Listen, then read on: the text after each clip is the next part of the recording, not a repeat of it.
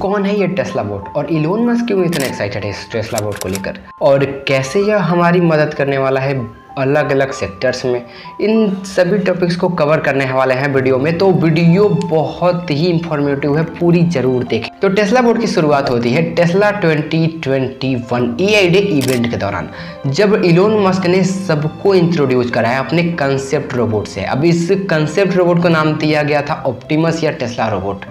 अब उस समय टेस्ला बोट ना तो बना हुआ था और ना तो बनने के प्रोसेस में था, और उस समय इलोन मस्क ने स्टेज पर आकर कहा था कि टेस्ला बोट अभी बना नहीं है, लेकिन 1 साल के अंदर ही हम इसको बना लेंगे।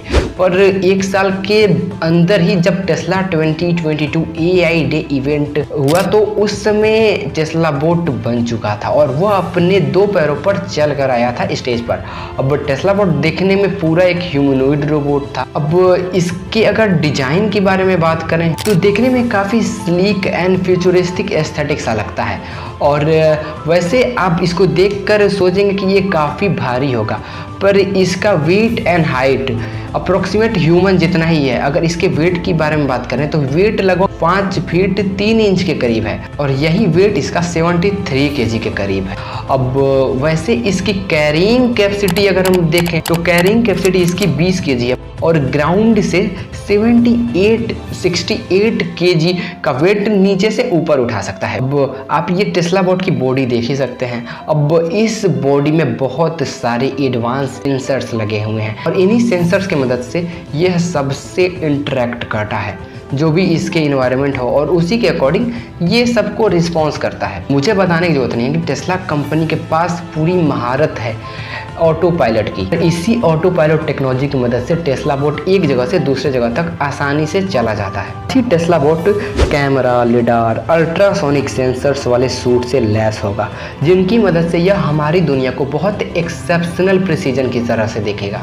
इसी की मदद से यह रियल टाइम में अपने सराउंडिंग के लोगों को या सराउंडिंग के जो भी ऑब्जेक्ट्स हैं इन सबको पहचानेगा। तो टेस्ला रोबोट एक एडवांस एआई ह्यूमनॉइड रोबोट है, तो जाहिर सी बात है इसमें एआई कैपेबिलिटीज और मशीन लर्निंग का इस्तेमाल हुआ है। मैंने इस वीडियो में आपको बताया था कि मशीन लर्निंग वो टेक्नोलॉजी है जिनकी मदद से मशीन जितना ही एक्सपीरियंस करता है कि काम को, इनकी मदद से मशीन अपनी एक्सपीरियंस से सीखता है, जैसे कि हम ह्यूमन सीखते हैं। तो मशीन लर्निंग की मदद से यहाँ पर टेस्ला बोट अपने इन्वायरमेंट में या फिर जितना यह किसी ह्यूमन से इंटरेक्ट करेगा उतना ही ये और भी ज़्यादा परफेक्ट होता जाएगा। इसके साथ ही टेस्ला बोट में नेचुरल लैंग्वेज प्रोसेसिंग का यूज किया गया है, तो इसकी मदद से ये टेस्ला बोट हमारी भी लैंग्वेज को समझ सकता है। अब टेस्ला बोट के जो ये हाथ हैं ये 11 डिग्री के फ्रीडम से घूमते हैं, जिनकी मदद से यह काफ़ी ज़्यादा रेंज में जो काम है उन सबको परफेक्टली और इजीली कर सकता है।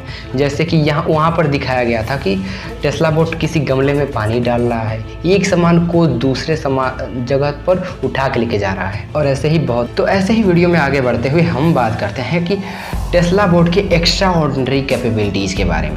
तो वैसे टेस्ला बोट को बनाने से पहले यह सोच कर बनाया गया था कि टेस्ला बोट एक ह्यूमन फ्रेंडली रोबोट हो, और टेस्ला बोट के जरिए हम ह्यूमन और रोबोट के बीच जो कम्युनिकेशन हो इसको और भी ज़्यादा कॉमन बनाएं, और टेस्ला बोट हम इंसानों की घर के कामों में और इंडस्ट्री के रिस्की कामों में मदद करें। अब टेस्ला बोट घर के ज़्यादातर काम को तो कर ही सकता है, इंडस्ट्रीज के जो रिस्की काम है जहाँ पर ह्यूमन का काम करना बेहद रिस्की साबित हो सकता है वहाँ पर काम कर सकता है। इसके अब इंडस्ट्रीज में यह काम करेगा कि यह एक डायनामिक लर्निंग से लैस है। अब इसकी मदद से होता यह है कि यह किसी भी काम को बहुत जल्दी सीखता है, और दूसरा कि उसकी ऑब्जर्वेशन बहुत अच्छे से करता है। तो जैसा कि मैंने बात किया टेस्ला बोट घर के काम और कुछ इंडस्ट्री के काम फिलहाल तो कर सकता है, पर आने वाले समय में ये बहुत ही ज़्यादा यूजफुल होने वाला है। अब कैसे, ये अब बात करते हैं।